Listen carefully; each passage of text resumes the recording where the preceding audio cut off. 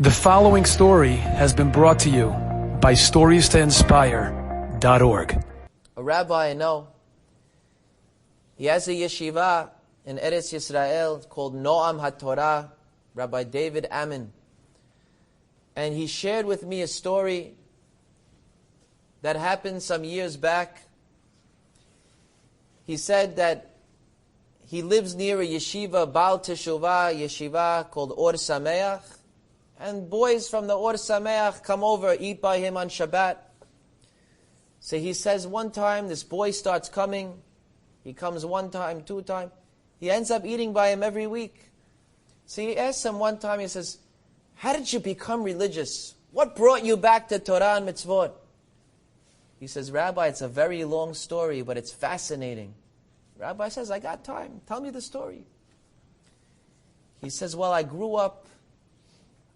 I went to public school. I was not religious at all. I had an interest in computer programming. In the end, I joined the American Army, and I became one of the best programmers in the Air Force. And I was based in New Jersey. And that's where I was, doing my thing. And I met up with a rabbi there from Chabad.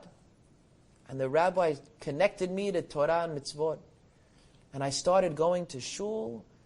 And I became a Shabbat observer from that rabbi.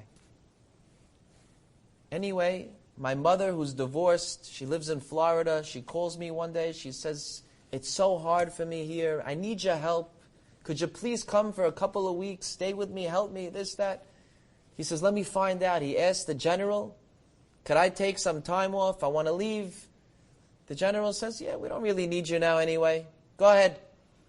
He says, when could I go? He says, well, today is Monday. You could leave on Wednesday. He's very excited. That Tuesday was September 11th, 2001. The general comes into him and he tells him on Tuesday night, I'm sorry, you're not going anywhere. It looks like we're going to war. We need you. Oh, where am I going? What am I doing? He sends him to the Afghanistan mission. So this guy, he says, now all of a sudden I find myself stationed in Frankfurt, Germany, and we're fighting Afghanistan.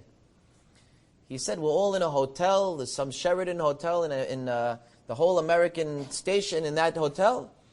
And they tell me I have to work 7 days a week now. I just started keeping Shabbat, a Shabbat observer. What do I do? Do I work? Do I not work? He asked the rabbi. The rabbi said, this question's beyond me. You have to ask someone else. So he says, who should I ask? He says, call Rabbi David Cohen from Brooklyn. He says, okay. Calls him up. The rabbi tells him, is there any way for you to be able to finish all your work during the week and get off Shabbat? He says, well, if I work 19-hour days, they'll let me off on Shabbat. 19-hour days? Do it. 19-hour days? Rabbi, that's impossible. Nothing's impossible. You have to be moser nefesh for Shabbat. Rabbi, I just started. I'm telling you, keep Shabbat. It's worth it. The blessing comes from Shabbat. He says, okay, Rabbi, I'm in. He tells the general there in Frankfurt, he says, I'm going to work 19 hours a day to have off on Saturdays. You want to do that? Go ahead. And he took off every Shabbat, 25 hours. He found a rabbi in Frankfurt, and he went to his house for Shabbat, and prayed in Minyan, and ate by the rabbi's house. After 3 long weeks doing this, he tells the rabbi in Frankfurt, Rabbi, I feel like I can't go on. It's impossible, this schedule. I have to end it. I can't do it anymore. The rabbi says, try. I can't. Impossible. He says, okay. The Pnei Yehoshua is buried here in Frankfurt. Pnei Yehoshua has a write-up in his introduction about one time when he was in Sakana and he prayed, and he was in everything, and he prayed and he cried out to Hashem, and Hashem saved him.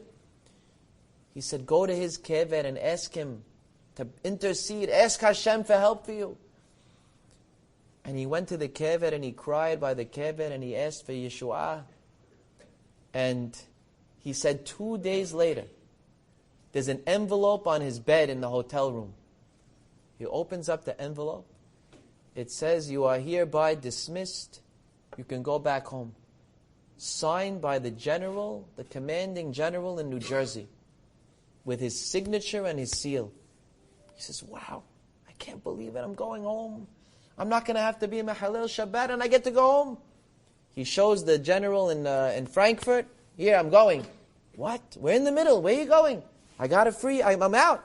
He shows him the signature. He says, "Okay, go ahead." He has to go back to New Jersey first. Goes back to the base in New Jersey. The general sees him. "What are you doing here? We're in the middle of a war." He says, "What do you mean? You released me." "What? Released you? What are you, crazy?" "Here's the signature." He shows him the paper. He looks at it. He says, "Where'd you get this from?" "What do you mean, where?" He says, "That's my signature. That's my seal, but I did not write that letter." He says, "I don't know." "Tell me how you got that." He says, "Tell you the truth. I was praying by the grave of a rabbi, asking my God to get me out of here. I wanted to go home." He said, "If that's the case, I'll honor it. You're free." He said, "I got so inspired from that, I decided to go learn full-time in Or Sameach." That's when he went to Israel. And he went to learn in Or Sameach.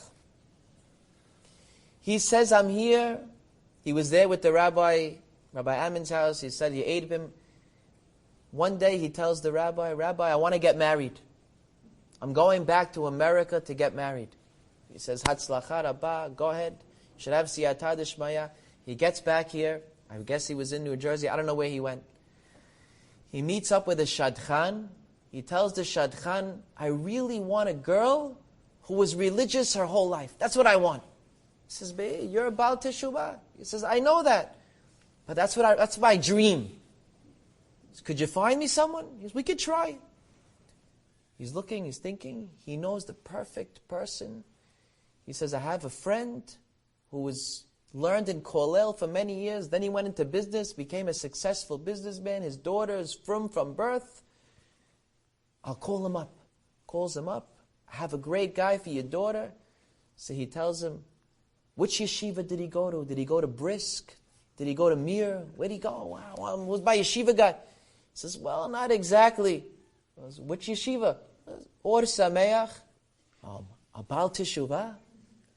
He says, "My daughter is one of the top girls in Bet Yaakov. She's not marrying a Baal Teshuvah, I'm sorry." "No, this guy is great. What a guy. He's this, he's that, he's perfect." "I'm sorry, it's not for us. Please, I'm telling you, you'll thank me." He says, okay. "What high school did he go to?" "High school? Well, he went to public school." "Public school?" He says, "What do you do after high school?" He went to the American Army." He hangs up on him. "I'm sorry, not for me." The most unlikely shidduch in history. He calls him back the next day. He says, "You have to do me a favor. You know, we're friends for a long time. You got to do me a favor. Just give it a shot. I'm telling you, he's a gem." He says, "What's his name?" He tells him his name. The rabbi said, "Don't say his name in public." I'm not going to say. We'll call him Joe. His name is Joe Weiss. "Joe Weiss? He is a great guy. You know him?" He goes, "Yeah, I know him." "How do you know him?" He says, "I did business in Frankfurt, Germany for 3 weeks, and I stayed by a rabbi's house there, and he was eating Shabbat meals every week when I was there. And I saw him by the Shabbat table, his midot, his this. He is great. I'll let him go out with my daughter." And he married his daughter. And he said, "Look what the zechut of Shabbat, that misirut nefesh, you sacrifice for Shabbat. Hashem had your whole life inside of that Shabbat. Your shidduch, you got home. He became a Baal Teshuvah from the nest. That's all stemming from his misirut nefesh." So you're having a nisayon in mitzvot, in Torah and mitzvot. It's a blessing in disguise. Overall, there's nothing greater, nothing more pleasurable than Torah and mitzvot. While We're in nisyonot, you have to know. This is Hashem's way of giving you more blessing. Enjoyed this story? Come again. Bring a friend.